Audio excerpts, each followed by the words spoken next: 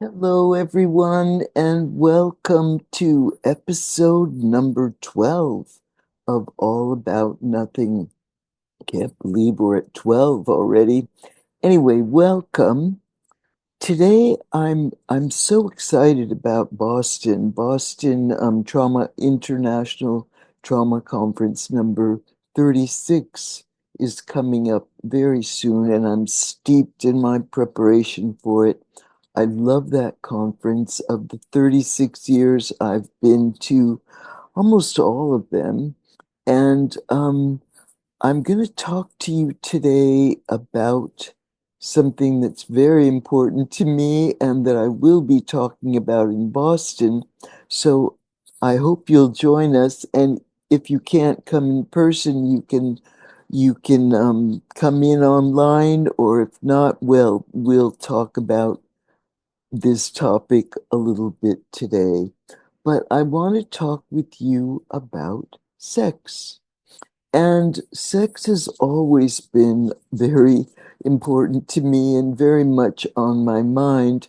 And what I will say, by way of sort of normalizing it, is that those of us who have some kind of sexual abuse or trauma in childhood often are kind of supercharged about sex, meaning there's a way that the child's body is not prepared for the kind of stimulation that comes with actual sex, whatever it is, whatever sexual activity happens in the abuse as children. So the stimulation is too much.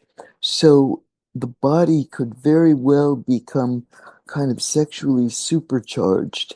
Certainly that was true for me. I found myself thinking about sex a lot when I was a child. I had a lot of, body sensation of sexuality, and it was very much on my mind. And like most children of neglect, I had no one to ask, nowhere to turn. So, all these are reasons why I wanted to talk to you today about some things that some of you might never know. And one of my big complaints about the larger world and about the psychotherapy field and the trauma field and all of us in general is that for whatever reason, we don't talk about sex.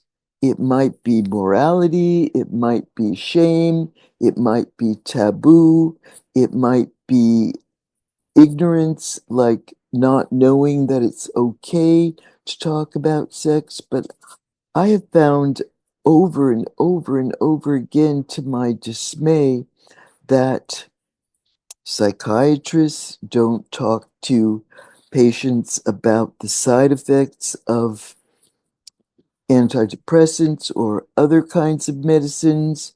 And I remember when the Prozac drugs first came out, the SSRIs, and Prozac was this wonder drug for depression and PTSD, and everyone was so excited about, relief from symptoms, and they were not warned that, well, there's a good chance that it could knock out your libido. So you trade your depression for sexual, numbness or deadness, or your sexual partnership, or, whatever the trade-off is that you didn't know what you were going to get because no one talked.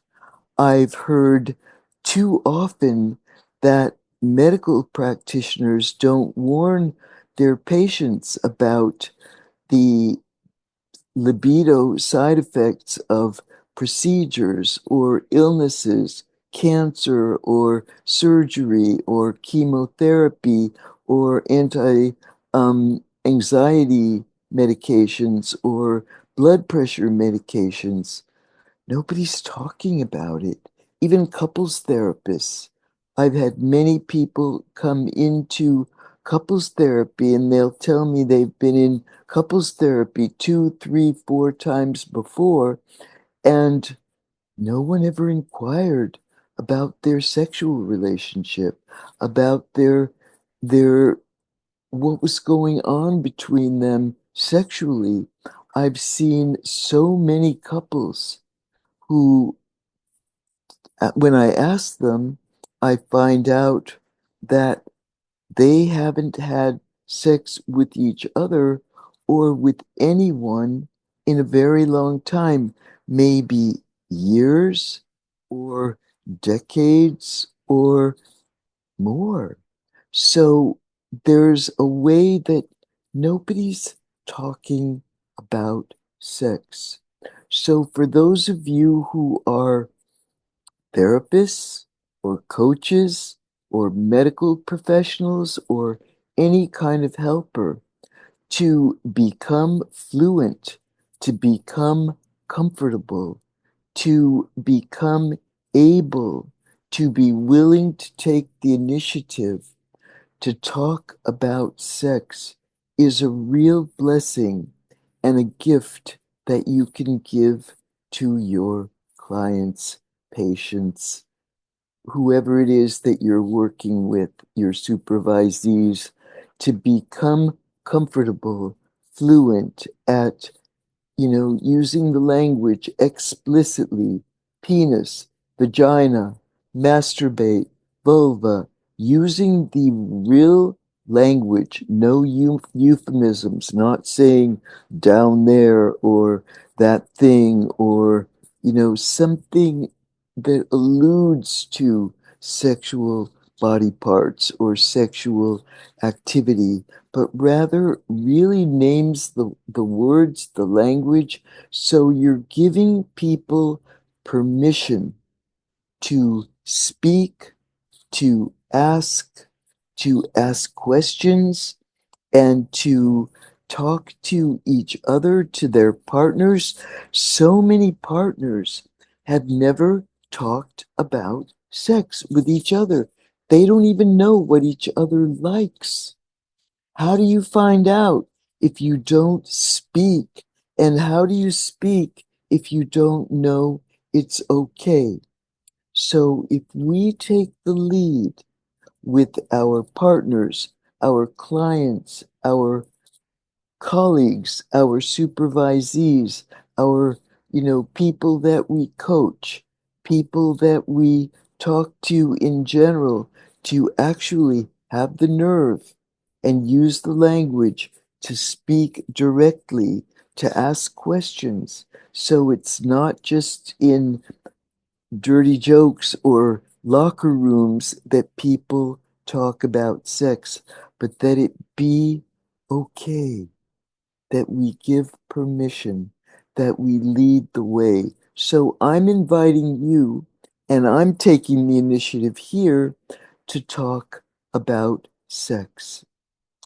One of my complaints with the psychotherapy field and the trauma field, certainly the trauma field, is ever since I came into this field in the late 80s, which is not long after we got the PTSD diagnosis, was the only way I heard people talking about sex in the trauma world was talking about sexual trauma. And sexuality, the larger topics and the topics of sexual relationship and how that might be challenging for people, no one was talking about that. And starting way back in the late 90s, early 2000s, when sex was becoming more and more a part of my training. I got my sex therapy certification in 2000. I was trying very hard to cross pollinate between the sexuality field and the trauma field and having very little success. So it's a wonderful, really big deal that I can speak at the trauma conference about sexuality beyond sexual trauma, but the larger category of sexuality and dysregulation of whatever kind, and how that bears on sexuality. Sexuality and regulation are highly related. I know I talk often with you about regulation and how central that is to the neglect endeavor, and how so much of what is central to what's supposed to happen in good, solid attachment relationship is about regulation, where the attachment figure, the primary other, really helps the infant learn how to regulate the arousal in their nervous system. And I'm not speaking to sexual arousal per se, but I'm speaking to nervous system arousal, which is where when an infant gets upset, they get aroused, where the system gets amped up. So all the bodily functions of heart rate, skin conductance, blood pressure, breathing, EEG, all of it speeds up. So the nervous system is hyper aroused, which is what we associate with trauma states. However, what is also correlates to neglect states very often is the state of hypoarousal, which is under arousal. And this correlates to passivity, procrastination, paralysis, the freeze response, exhaustion, collapse, ceasing to speak, ceasing to reach. That all correlates to hypoarousal, where what is really important and noteworthy about sexuality is that sexuality involves a delicate balance between excitement, hyper aroused nervous systems, and calm, hypo-aroused nervous systems, which in more regulated terms is what we refer to as sympathetic and parasympathetic arousal. And the sympathetic branch of the autonomic nervous system is the stimulating branch of the autonomic nervous system, the stimulation. And the parasympathetic nervous system, the calming side of the nervous system, is the hypoarousal side. And in sexuality, and this is important, this is what I really want you to understand, and what goes awry with many of our trauma, neglect, or dysregulated nervous systems, both directions, is that we no longer have this delicate balance between hyper and hypo arousal, sympathetic, parasympathetic arousal. Because for sexuality to be successful, we need a delicate balance between sympathetic and parasympathetic. We need safety. Whoops, no, safety is the calming side, and passion. And these are the words of Harville Hendrix, who was the founder of imago relationships therapy, and he referred to sexuality as requiring this lovely balance between safety and passion, stimulation and calm. And we need both because in order for sexuality to work, in order to really feel like we're, in a sexual mode, we need stimulation, we need spark, we need to feel turned on, and we need calm. We need to feel safe. And we need the balance between those two. And this is what is so often lacking when we have neglect, certainly, because safety is part of the missing experience. So, backing up to where we started, when there's sexual trauma, there might be an overcharged sexual system. There might be a preoccupation with sex. And I know when I was a child, I thought about it so much. And I remember when I first started my sex therapy training, I heard a real seasoned sex therapist say, the reason why people become sex therapists is because we think about sex 24 hours a day. And I thought, really? I thought I was the only one who thinks about sex 24 hours a day. But because no one talks about it, I thought I was a freak. I thought I was different. I thought I was some other species or something was wrong with me. And I'll tell you, nothing is wrong with you. And that the world of sexuality is so wide, so wide. And what I do know is the American Association of Sex Educators, Counselors, and Therapists, which is the certifying body in the US for sex therapists, they have a hotline, or we have a hotline, and people can call in anonymously and ask questions about sex. And interestingly, 90% at least of the people who call in are asking some version of the question, is it normal? My partner wants to blah, blah, blah. Is that normal? Is my partner normal? Am I normal? And this question of what's normal? And what I will tell you is there really is no norm, that the world of sexuality is wide.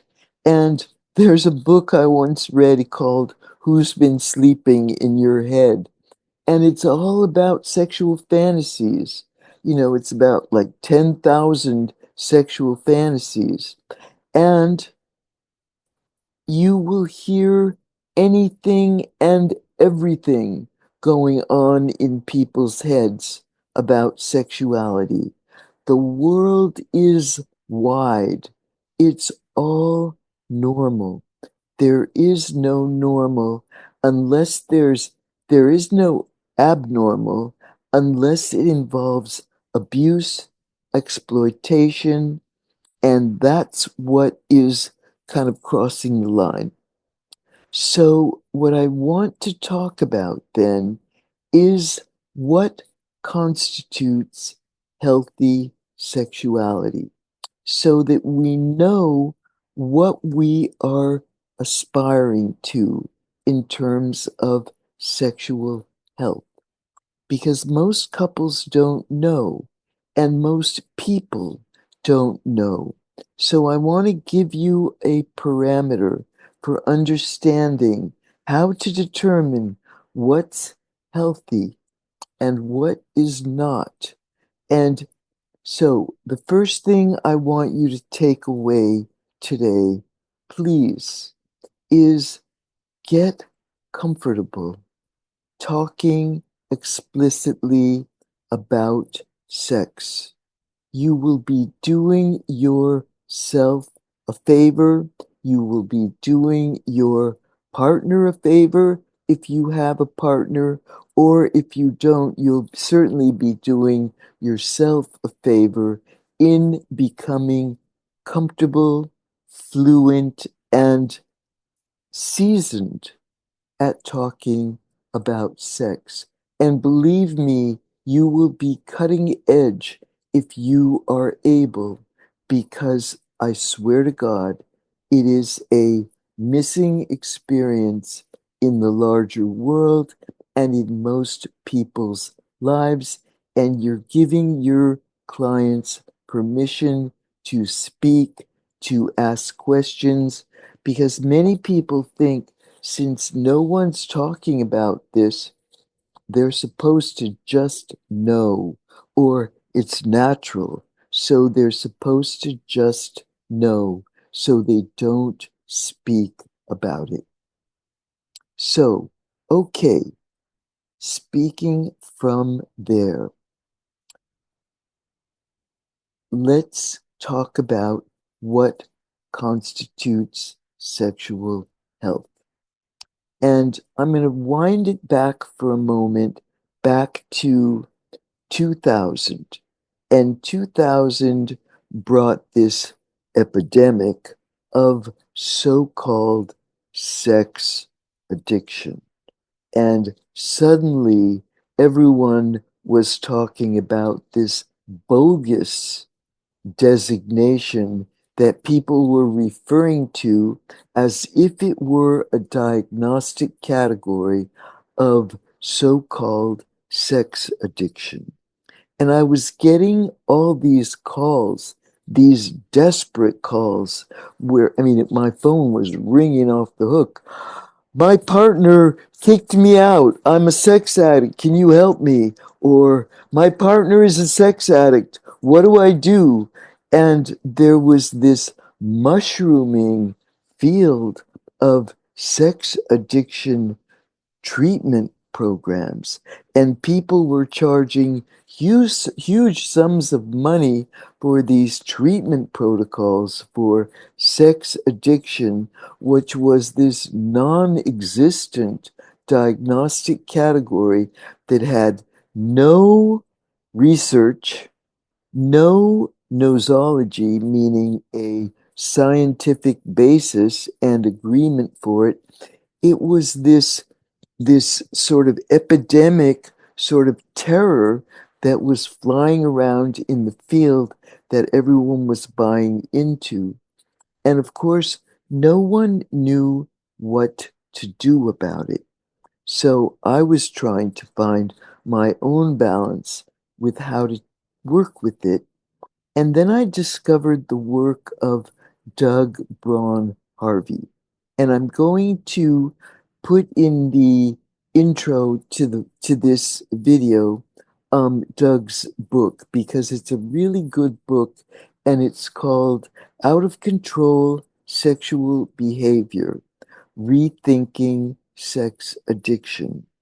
Because it's true, some people do experience themselves with sexual compulsivity, like they feel like a runaway train with their sexuality. And it has to do with dysregulation, dysregulated nervous systems. So, what I want to do is take a really important thing that I learned from Doug, and I want to plant this seed as the takeaway. And once again, this will be in your intro notes, and that is what constitutes sexual health. What are we aspiring to in our partnerships and in our work and in our own relationships? What does sexual health consist of?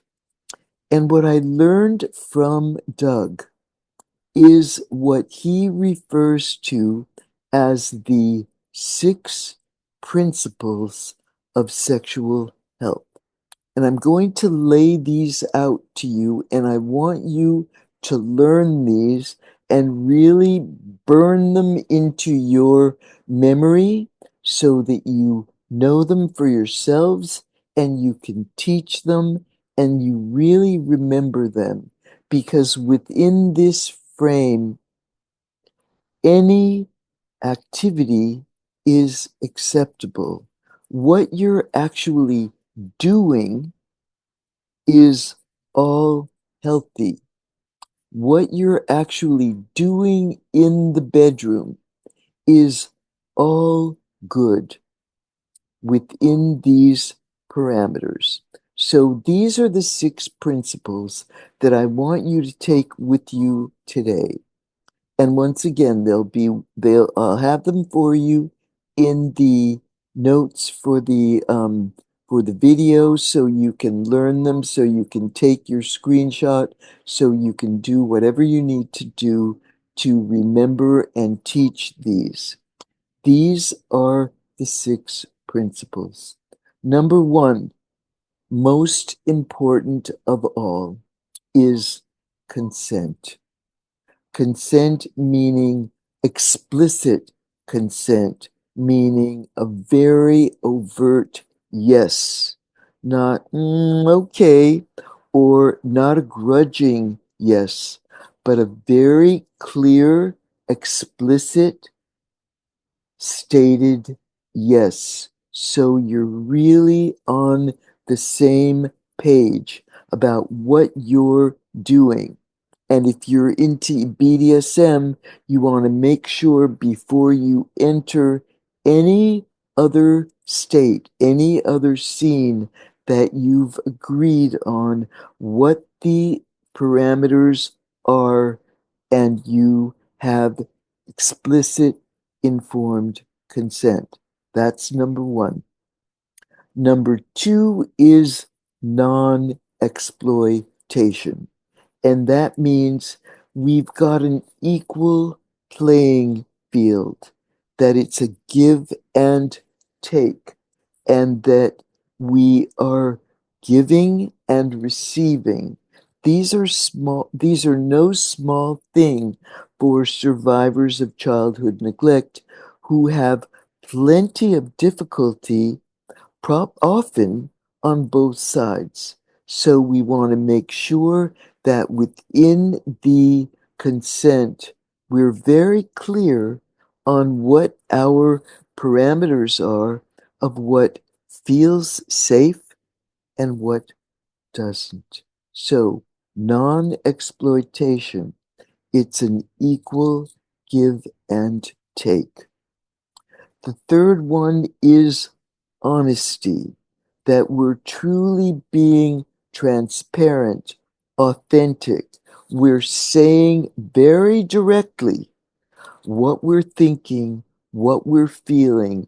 We don't have some kind of ulterior motive or things that we're afraid to say, but that we're really being fully transparent with the other, that we're not holding back, but fully we're fully disclosing. So this may have to do with any other extraneous partnerships or whatever else, but being fully transparent with the other. Number 4, shared values. Very important that you be explicit about what matters to you. We don't take as given that what matters to one is the same as what matters to the other. We may live in very different worlds, whether it be politically or morally or religiously or whatever the case may be, whatever our value system is, that we make sure that we find the meeting place where our values converge and we work within that interface between our values so that we're really in a shared space of values. Number 5, very, very important. Protection from sexually transmitted infections, and I add to that protection from unwanted pregnancy. Because to be honest with you, I've heard too many cases where partners are not fully transparent with the other about where they're at, about having a child, about prevention of pregnancy, about conception, about allowing pregnancy to occur, and then lo and behold, we get a pregnancy and then a birth, and one partner never really wanted to be a parent, and so suddenly we have a discrepancy of maybe a child being unwanted, which then continues the intergenerational transmission of neglect, unwanted children. So, protection from sexually transmitted infections, diseases, and prevention from unwanted pregnancies. That's part of the agreement. And finally, and this is really important, don't forget this one: pleasure, mutual pleasure. And so often, particularly in the world of neglect, pleasure is a missing experience. It's even possibly missing from one's value system. It's so unknown, it's so extraneous, it's so foreign. So we want to make sure that pleasure becomes part of the sexual interaction. And this is most important to you, to us. And that is within the parameters of this frame of sexual health. What the two partners do is all good. It's all healthy. It's all normal as long as it's within the frame of the sexual health principles. I'm going to add one more piece, and this is my own addition to the the picture of what I consider sexual health. And this goes back a ways in my own experience. So once again, I'm in the throes of my early sex therapy development, and very uncharacteristically, I go to religious services. And so I'm sitting in temple and I'm listening to the rabbi talk, and he tells a story. And it's a story I've heard many, many, many times, but I'm hearing it differently this time. And this is a story of Rabbi Hillel. And you won't hear me quote the Talmud very often, but this is a story of Rabbi Hillel that's in the Talmud. And so Rabbi Hillel, who was a famous rabbi, he was asked by someone, they said, "So Rabbi Hillel, tell us the essence of Talmud while standing on one foot." Now, sidebar, I'd heard this story thousands of times because it's something we hear in Hebrew school over and over again. We learn a little song in Hebrew and we sing it, Im ein ani li mi li. the Hebrew version of this same thing. So the so Rabbi Hillel gets up on one foot and he says very explicitly, very briefly, he says these words. He says, "If I am not for myself, who will be for me? And if I'm only for myself, what good am I? If not now, when?" So I heard these words differently this time, and I thought, wow, Rabbi Hillel, he's the first sex therapist, because I thought about sexuality, and I thought in sex, I need to be present with my own experience, my own body, my own emotional state, my own interpersonal state. I need to be very much in touch with my own experience. I need to be present to myself. However, similarly, I need to be present to my partner's experience. I need to be in touch with what is my partner feeling in their body, in their emotional world, in their interpersonal experience of me and us and the interplay between us. And I need to be present in the moment. So, in order for sex to really work, I need to be with myself, with my partner, and in the moment. So, Rabbi Hillel said this, said that. And then he said, all the rest is commentary.